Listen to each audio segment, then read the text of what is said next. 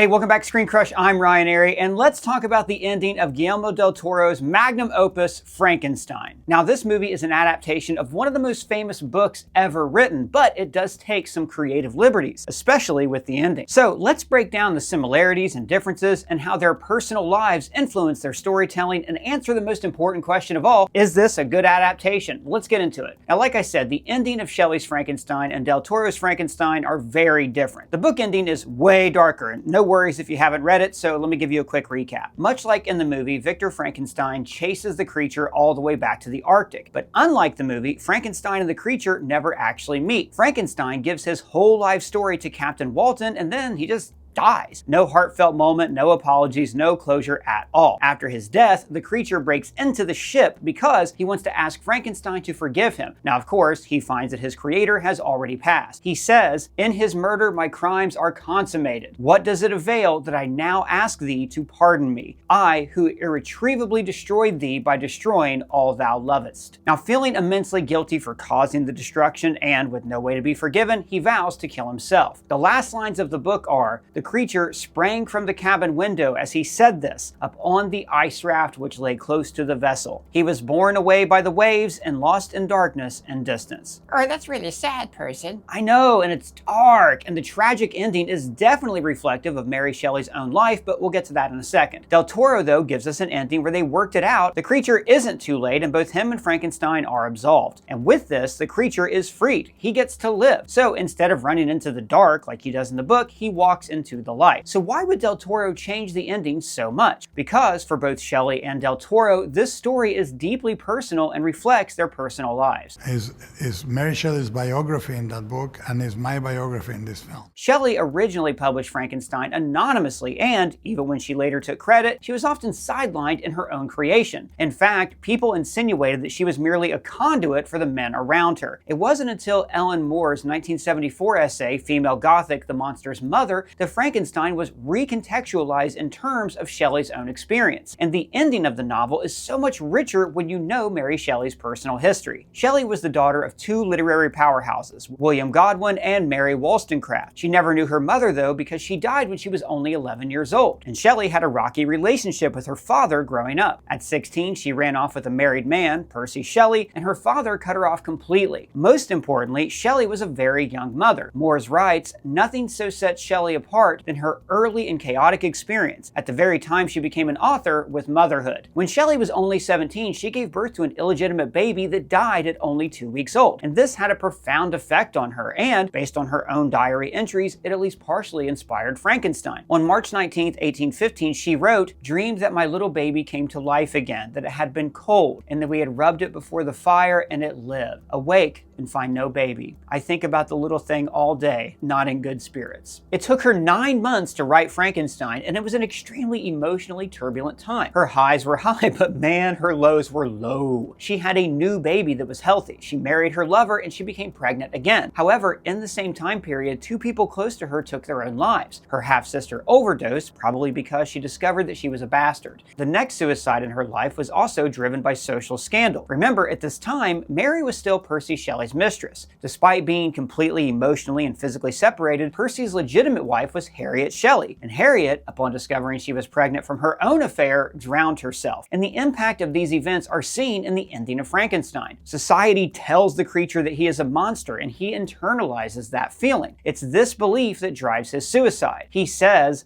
"Blasted as Frankenstein was, my agony was still superior to thine, for the bitter sting of remorse will not cease to rankle in my wounds until death shall close them forever." He's been so utterly and completely rejected that he believes he must die. The ending reflects what young Shelley saw around her, a world in which the mere possibility of societal rejection could end in tragedy. She dealt with a lot of pain in her life, and the reason her writing resonates is because we can all relate to that on some level. We all have different ways to cope. Like, my coping mechanisms are mild, but they have their own problems. Like when I get scared or anxious, which is quite often, I have a tendency to clench my jaw and then squish my face, and over time, that oral fixation habit gives me these really painful headaches. I just had to instead replace that habit, so I started using Fume. Now guys, I have been talking about Fume on this channel for years because it's one of my favorite products that we promote, and it's worked for me on so many levels. And I gotta be clear, this is not a vape or an e-cig or any kind of nicotine product. This is something totally different. different. A simple, satisfying way to replace bad habits without using anything harmful. Fume includes no smoke, no vapor, no nicotine, just natural flavored air that gives you something to reach for without all the chemicals. Instead, it uses plant-based cores that taste great. My favorite is orange vanilla, but there are tons to choose from. And I know you guys probably have your own bad habits that you want to leave behind, but sometimes you need more than willpower. You still need something physical to reach for, and Fume is that alternative. And I also love this built-in fidget feature that makes an incredibly satisfying sound.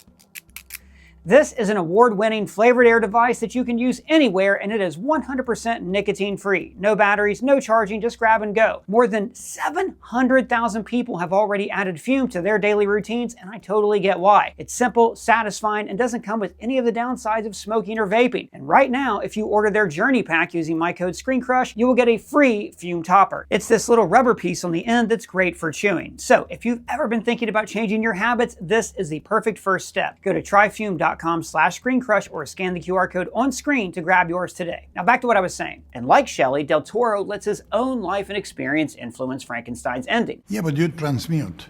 You don't translate. You transmute. Del Toro isn't trying to make the perfect version of Shelley's Frankenstein because that's already been done. She did it when she wrote the book. Instead, he's trying to make his perfect version of Frankenstein. His ending reflects the themes most important to him, such as the relationship between father and son. He uses the film as a sort of confessional. I found it a great way to talk about me and my dad. And then as the years passed, I found that it was a great way to talk about me and my dad and me and my kids. Taking another creative liberty, Del Toro focuses on Frankenstein continuing a legacy of trauma. His father doesn't understand him because he looks and acts differently. Frankenstein doesn't understand the creature because he can't speak immediately. Frankenstein's father uses pain to teach him medical terminology. Frankenstein hits the creature in an attempt to teach him English. And most importantly, like his own father, he is too narcissistic to see anybody else's perspective. Until the end. Yeah, if this whole thing is about passing on trauma, why did they work it out? Well, their reconciliation was inspired directly by a conversation between Del Toro and his own father. His father, Guadalupe, won the lottery when Del Toro was 6. Overnight, they became uber wealthy and moved into a giant mansion. Then, right after he released his first film, Kronos, Guadalupe was kidnapped and held for ransom. And, fun trivia fact, you know who paid that ransom? James Cameron. Unsurprisingly, the kidnapping deeply affected Del Toro, but for a long time, they didn't address it. In an interview with Entertainment Weekly, he said, "When my father came back, he didn't talk about it. And then, before he passed, I said, we have to sit down and you gotta tell me what happened." Del Toro said that it was that conversation that allowed him to finally understand his father. And that is a direct parallel to his ending of Frankenstein. For the first time,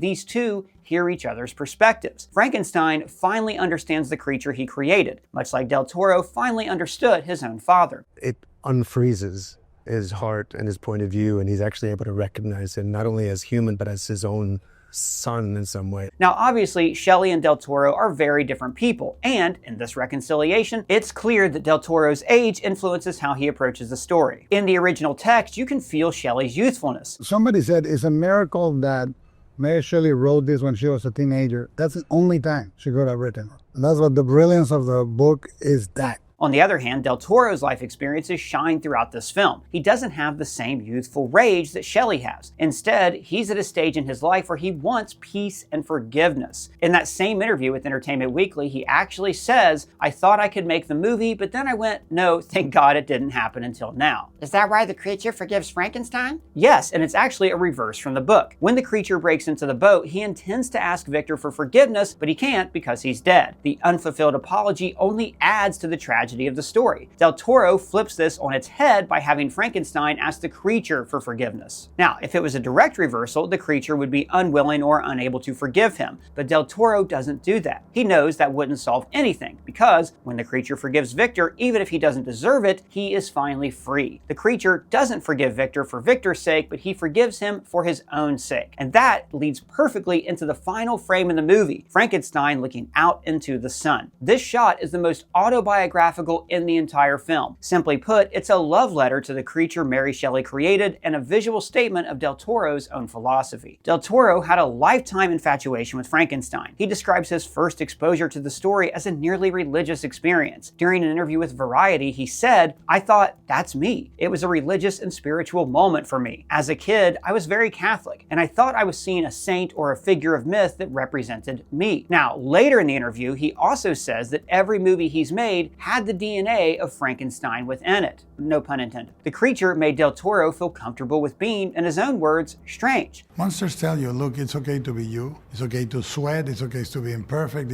You can forgive yourself for that. And that's part of the universal appeal of monsters. For some people, monsters are just scary things that go bump in the night. They are an amalgamation of fears. But for others, for people who feel out of place, for people who feel strange, monsters are relatable characters. They provide us a way to be seen. I always had this affinity towards the great universal monsters, probably being a boy who felt like he was not particularly good looking and felt like a freak. Now, when Frankenstein steps into the light, it represents the comfort he's brought and continues to bring to all the other weirdos and freaks out there. Instead of running into the dark, the way he does in the novel, they can step into the light. They can live. Wow, it's kind of beautiful that this monster that Mary Shelley created in a really dark time in her life became a beacon for other people who felt like they didn't fit into the world. It really is. So Del Toro's final shot reinforces Frankenstein's status as a patron of weirdos. And this also goes hand in hand with Del Toro's general philosophy on strangeness and humanity in general. His message to the world is,